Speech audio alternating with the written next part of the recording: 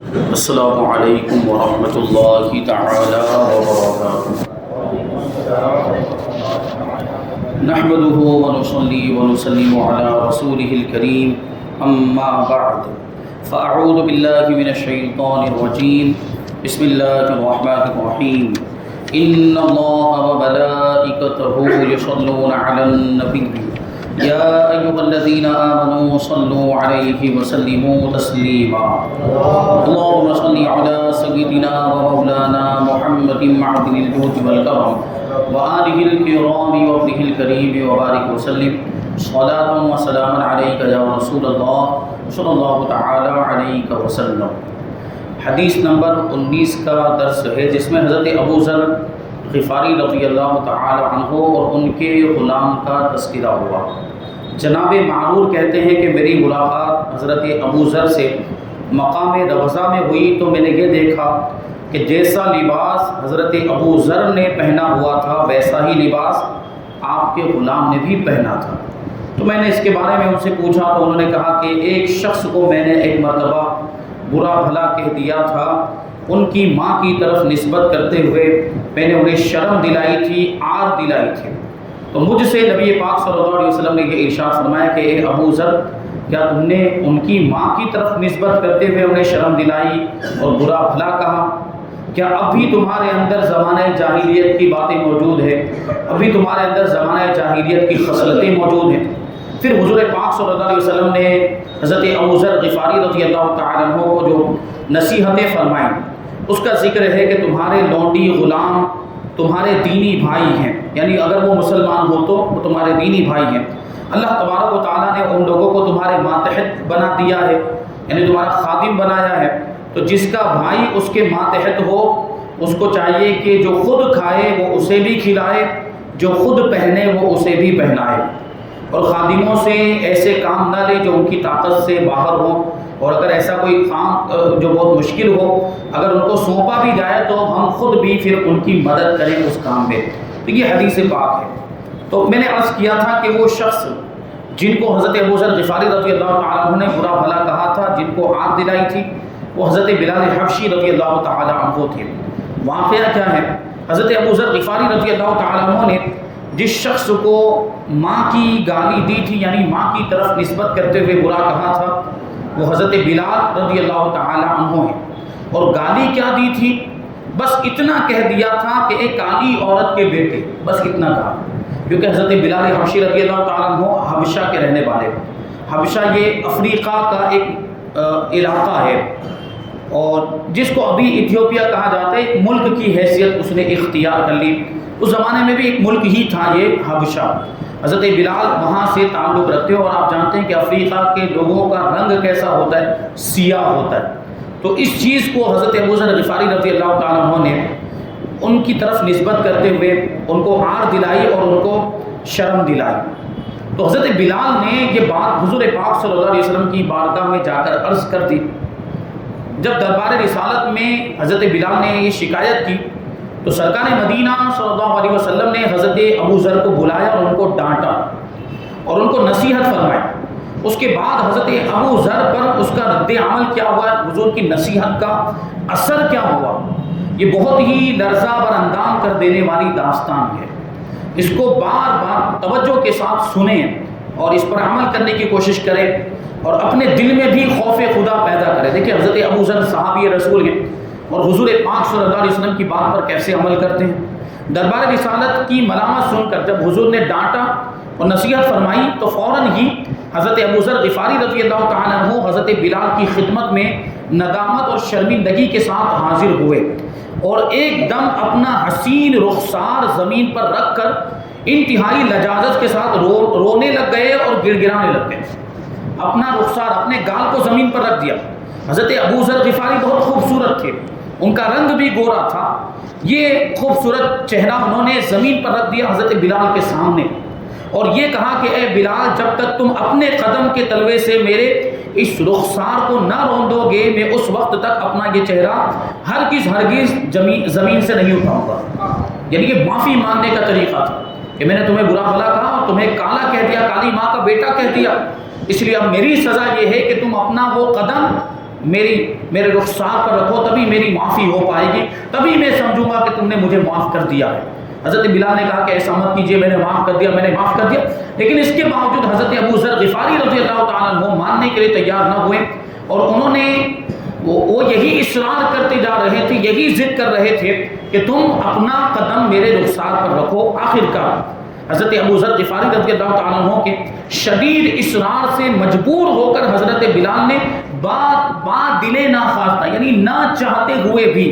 اپنا قدم حضرت ابو ذر کے چہرے پر رکھ کر فوراً ہٹا لیا اور حضرت ابو ذر کو معاف کر دیا۔ تو یہ دیکھیں صحابہ کرام کے اندر کیسا جذبہ تھا کسی بھی چیز پر، خاص طور پر حضور پاک صلی اللہ علیہ وسلم کے فرمان پر عمل کرنے کا۔ جب حضور پاک صلی اللہ علیہ وسلم نے توجہ دلائی تو حضرت ابو ذر غفاری رضی اللہ تعالیٰ عنہ فوراً حضرت بلال کی خدمت میں حاضر ہوئے اور ان سے اس انداز میں معافی مانگی۔ علامہ قسطلانی نے اس واقعے کے بارے میں یہ بھی تحریر فرمایا ہے کہ حضرت ابو ذر نے یہ آر دلانے والی بات حضرت بلال کے لیے اس وقت کہی تھی جبکہ حضرت ابو ذر رضی اللہ تعالیٰ عنہ کو اس قسم کے الفاظ کی حرمت کا علم نہیں ہوا تھا، یعنی ایسے الفاظ بولنا جائز نہیں ہے، کسی کو گالی دینا جائز نہیں ہے، اس کا علم حضرت ابو ذر کو نہیں تھا، ورنہ حضرت ابو ذر رضی اللہ تعالیٰ عنہ جیسے پیکر تقوی اور پرہیزگاری سے ایسی بات کا تصور بھی نہیں کیا جا سکتا۔ وہ کیسے متقی پرہیزگار، کیسے زاہد اور کیسے مطلب وہ دنیا سے بے رغبتی رکھنے والے تھے، تو ان سے یہ چیز ہم سوچ بھی نہیں سکتے۔ تو یہ ان کو علم نہیں تھا، اس لیے انہوں نے یہ بول دیا تھا۔ اسی لیے حضور پاک صلی اللہ علیہ وسلم نے صرف یہ لفظ کہہ کر ان کو سرزنش فرمائی اور نصیحت فرمائی کہ تمہارے اندر ابھی تک جہالت کی خصلتیں باقی ہیں، جاہلیت کی عادتیں باقی ہیں۔ اور یہ زجر و توبیخ بھی ان کے بلند مرتبے کی وجہ سے ہوئی کہ اتنے بڑے آدمی کی زبان سے اتنی چھوٹی بات اور گری ہوئی بات نہیں نکلنی چاہیے تھی۔ تو یہ اشارہ ہے اس طرف۔ اب اس حدیث پاک سے جو مسئلے معلوم ہوتے ہیں اس کو بیان کرتے ہیں کہ کسی مسلمان کو اگرچہ وہ لونڈی غلام یا نوکر چاکر ہی کیوں نہ ہو، گالی دینا حرام ہے، کسی بھی مسلمان کو گالی دینا حرام ہے۔ ایک دوسری حدیث پہ اللہ کے رسول صلی اللہ علیہ وسلم فرماتے ہیں سباب المسلم فسوق و قتالہ کفر، یعنی کسی مسلمان سے گالی گلوچ کرنا یہ فاسقوں کا کام ہے، یعنی گنہگاروں کا کام ہے، اور کسی مسلمان سے جنگ کرنا، قتال کرنا یہ کافروں کا کام ہے۔ بھائی مسلمان سے کون لڑے گا؟ مسلمان سے جنگ وہی کرے گا جو مسلمان کا دشمن ہوگا، ورنہ مسلمان تو آپس میں ایک دوسرے کے بھائی ہیں، دینی بھائی ہیں، تو بھائیوں کے ساتھ تو کوئی لڑتا نہیں، بھائیوں کے ساتھ تو کوئی جنگ نہیں کرتا، تو مسلمان کے ساتھ لڑنا، اس سے جنگ کرنا، قتال کرنا یہ کافروں کا طریقہ ہے۔ یہ بات اس میں بیان کی گئی۔ اور پھر کہتے ہیں کہ غلاموں اور نوکروں کو محض ان کی غلامی اور نوکری کی بنا پر حقیر اور ذلیل سمجھنا بھی جائز نہیں ہے، اس لیے کہ بزرگی کا دار و مدار ذات، خاندان یا دولت اور حکومت پر نہیں ہے، بلکہ اللہ فرماتا ہے ان اکرمکم عند اللہ اتقاکم، کہ اللہ کے نزدیک سب سے زیادہ عزت والا وہ ہے جو تم میں سب سے زیادہ متقی اور پرہیزگار ہے۔ تو اس سے کیا پتا چلا؟ اللہ کے اس فرمان سے یہ پتا چلا کہ بزرگی کا دار و مدار، فضیلت کا دار و مدار تقوی اور پرہیزگاری پر ہے۔ یہ فرمان الہی نے ہمیشہ کے لیے اس مسئلے پر مہر تصدیق ثبت کر دی ہے کہ بزرگی کا دار و مدار تقوی اور پرہیزگاری پر ہے۔ تو ہو سکتا ہے کہ غلام آقا سے زیادہ پرہیزگار ہو اور آقا سے زیادہ اللہ کی بارگاہ میں معزز ہو، تقوی کی وجہ سے، پرہیزگاری کی وجہ سے۔ اصل عزت تو وہی ہے، اصل معزز اور اصل عزت والا وہی ہے جو اللہ کی بارگاہ میں عزت والا ہے۔ تیسرا مسئلہ کہتے ہیں کہ حدیث مذکور میں آیا ہے کہ فَلْيُطْعِمْهُ مِمَّا يَأْكُلُ وَلْيُلْبِسْهُ مِمَّا يَلْبِسُ، کہ جو خود کھاتا ہے وہ اپنے غلام کو بھی کھلائے، جو خود پہنتا ہے وہ اپنے غلام کو بھی پہنائے۔ تو یہاں پر جو حکم دیا جا رہا ہے اس کو عربی میں امر کہا جاتا ہے، اور عربی میں گرامر کا ایک اصول فقہ کا یہ قاعدہ ہے، اصول فقہ کا قاعدہ ہے، گرامر کے اعتبار سے اس کو فعل امر کہتے ہیں، یعنی جس میں کسی چیز کا حکم دیا جا رہا ہو۔ اور اصول فقہ کے اعتبار سے یہ قاعدہ اور قانون ہے کہ جہاں اللہ کے رسول صلی اللہ علیہ وسلم یا اللہ تبارک و تعالی کسی چیز کا حکم دے تو پھر اس کا کرنا واجب ہو جاتا ہے، اس چیز کا کرنا واجب اور ضروری ہو جاتا ہے۔ تو یہاں پر بھی تو حکم دیا جا رہا ہے کہ اسے چاہیے کہ وہی کھلائے جو وہ خود کھاتا ہے، غلام کو وہی پہنائے جو وہ خود پہنتا ہے۔ لیکن دیکھیے اکثر جگہوں پر تو یہی حکم ہے کہ امر وجوب کے لیے ہوتا ہے، لیکن کہیں کہیں کوئی قرینہ ہوتا ہے، کوئی دلیل ہوتی ہے جس سے پتہ چلتا ہے کہ یہ امر وجوب کے لیے نہیں ہے، یعنی اس چیز کو ضروری قرار دینے کے لیے نہیں ہے، لازم قرار دینے کے لیے نہیں ہے، بلکہ مستحب قرار دینے کے لیے۔ یہاں یہی معاملہ ہے کہ یہ امر وجوبی نہیں ہے، بلکہ یہ امر ارشادی اور استحبابی ہے، یعنی حضور نے رہنمائی کے طور پر فرمایا ہے اور اس کو مستحب قرار دینے کے لیے حضور نے ارشاد فرمایا کہ ایسا ضروری نہیں ہے، ایسا واجب نہیں ہے کہ جو خود کھاتا ہے وہی اپنے غلام کو خادم کو کھلائے، جو خود پہنتا ہے وہی اپنے غلام اور خادم کو پہنائے، ایسا لازم اور ضروری نہیں بلکہ مستحب ہے۔ مستحب ہونے کا مطلب یہ ہوتا ہے کہ یہ کار ثواب ہے، بہتر ہے، اچھا کام ہے، لہٰذا آقا جو کھائے اور جو پہنے وہی غلاموں کو بھی کھلائے اور پہنائے، یہ واجب نہیں ہے بلکہ مستحب اور کار ثواب ہے۔ لیکن بہرحال اس حدیث سے اتنی بات تو واضح ہو جاتی ہے کہ غلاموں اور نوکروں کو بہت زیادہ خراب کھانا اور بہت ہی گھٹیا لباس نہیں دینا چاہیے، بلکہ اپنی اور غلام یا نوکر کی حیثیتوں کا لحاظ کرتے ہوئے مناسب درجے کا کھانا کپڑا دینا یہ آقا پر لازم ہے۔ تو کم سے کم یہ بات تو ثابت ہوتی ہے اس سے کہ اس کی ضرورتوں کا بھی خیال رکھے اور اس کی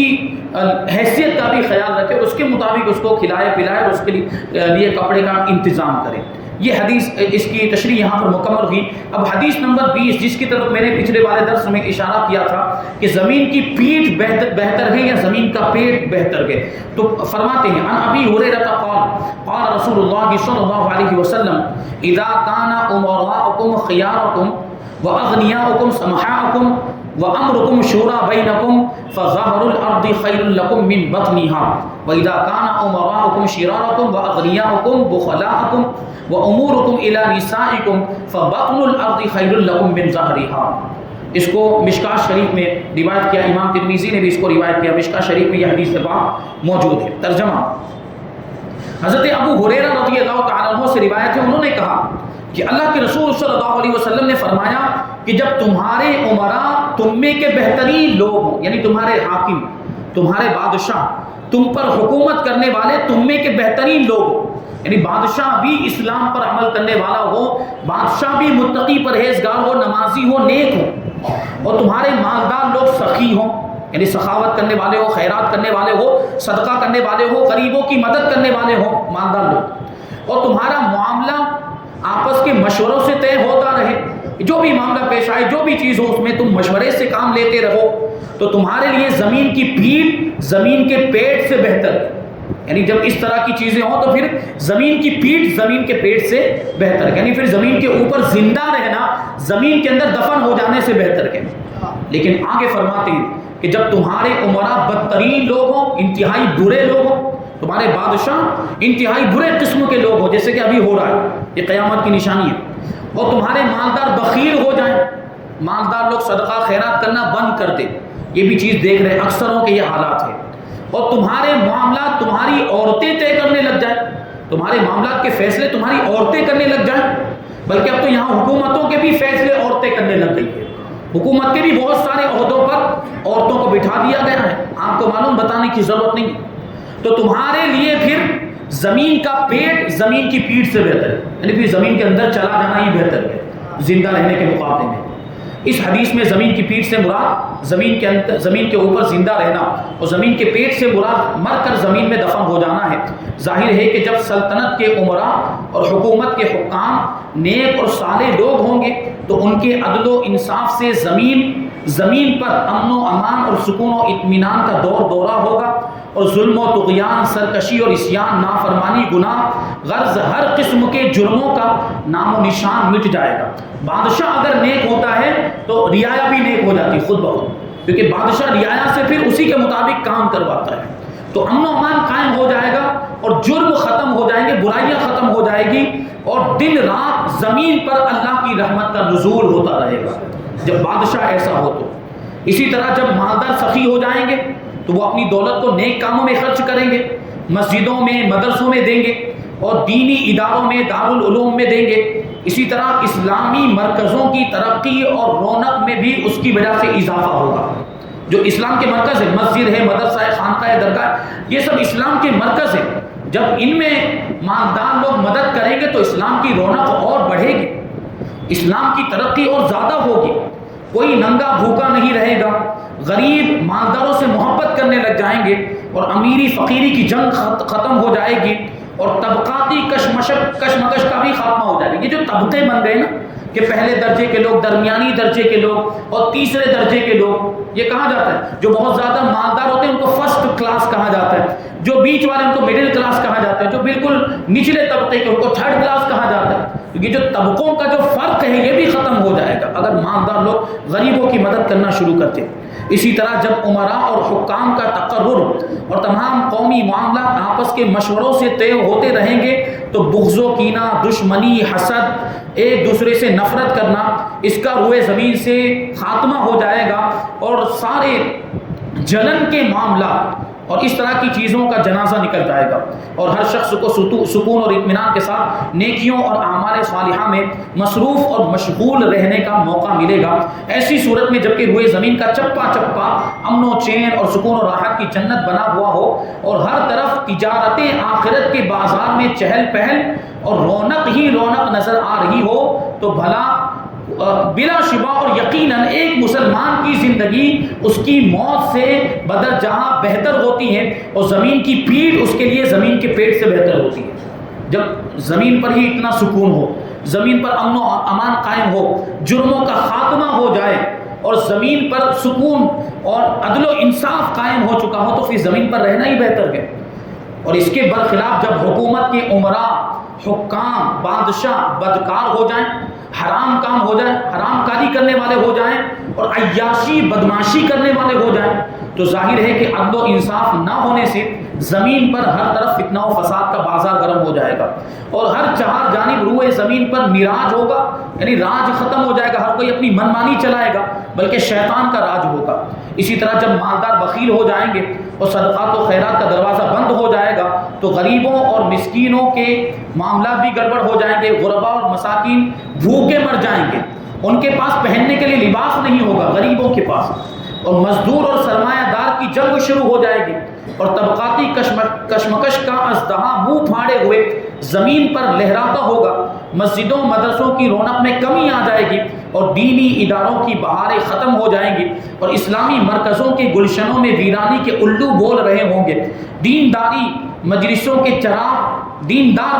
چراغ بجھ چکے ہوں گے، اور ہر طرف اندھیرا ہی اندھیرا ہوگا۔ اسی طرح جب لوگ تمام معاملات میں عورتوں کے مشوروں کو دخل دیں گے، عورتوں سے مشورہ کریں گے، فیصلہ ان کے حوالے کر دیا جائے گا، تو ظاہر ہے کہ یہ ناقصات عقل و دین، کیونکہ دین کے اعتبار سے بھی وہ ناقص ہیں، عقل کے اعتبار سے بھی وہ ناقص ہیں، تو وہ ایسا ہی مشورہ دیں گی جو تباہی اور بربادی کا سگنل ہوگا، اور دین اور دنیا کی خرابیوں کے لیے وہ ہری جھنڈی ہوگی، اور ملک و ملت کی ساری شان و شوکت غارت ہو کر رہ جائے گی۔ غرض ساری دنیا طرح طرح کے جرم اور طرح طرح کے فسادات کا بھیانک جنگل، اور پوری زندگی دینی اور دنیاوی ہلاکتوں اور بربادیوں کا جہنم بن کر رہ جائے گی۔ ایسی صورت میں بلا شبہ یقیناً ایک مسلمان کی موت اس کی زندگی سے بدر جہاں اچھی، اور زمین کا پیٹ زمین کی پیٹھ سے ہزاروں درجہ اس کے لیے بہتر ہوگا۔ یعنی پھر زندہ رہنے سے بہتر یہ ہے کہ آدمی مر جائے اور زمین کے اندر دفن ہو جائے۔ اس لیے ایک حدیث پاک میں اللہ کے رسول صلی اللہ علیہ وسلم نے ارشاد فرمایا، والذی نفسی بیدہ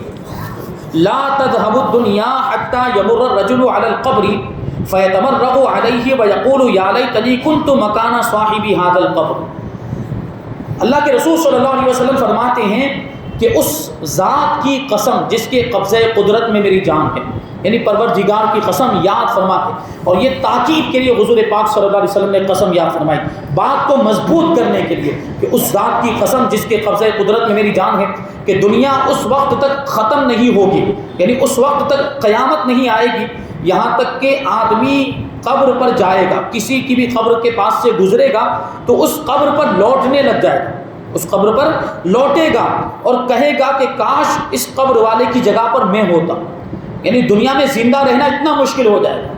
دنیا میں زندہ رہنا اور ایمان بچانا، نیک اعمال کرنا اتنا مشکل ہو جائے گا کہ آدمی قبرستان میں جا کر یہ تمنا کرے گا کہ کاش کہ میں اس مردے کی جگہ پہ اس قبر میں ہوتا، میں مر گیا ہوتا، میرا انتقال ہو گیا ہوتا۔ یہ فتنوں کی وجہ سے ایسا ہوگا۔ تو اللہ تبارک و تعالیٰ کی بارگاہ میں دعا کرتے ہیں کہ اللہ تبارک و تعالیٰ ہمیں فتنوں سے محفوظ رکھے، ایمان کی سلامتی عطا فرمائے اور ایمان پر ہی ہم سب کا خاتمہ فرمائے۔ یہاں پر حدیث نمبر 20 کی تشریح مکمل ہوئی۔ اب حدیث نمبر 21 پانچ گناہ کے بارے میں ہے اور 5 عذابوں کے بارے میں۔ وہ 5 گناہ کون سے ہیں اور ان 5 گناہوں کا عذاب کیا ہے، انشاءاللہ تبارک و تعالیٰ وہ آئندہ حدیث کی تشریح میں آئے گا۔ اللہ تبارک و تعالیٰ کی بارگاہ میں دعا ہے کہ جو کچھ بھی بیان ہوا اس پر ہم سب کو عمل کرنے کی توفیق عطا فرمائے، اور حضور پاک صلی اللہ علیہ وسلم کی پیاری پیاری سنتوں پر، آپ کے فرامین پر ہم سب کو عمل کرنے کی توفیق عطا فرمائے۔ وما علینا الا البلاغ۔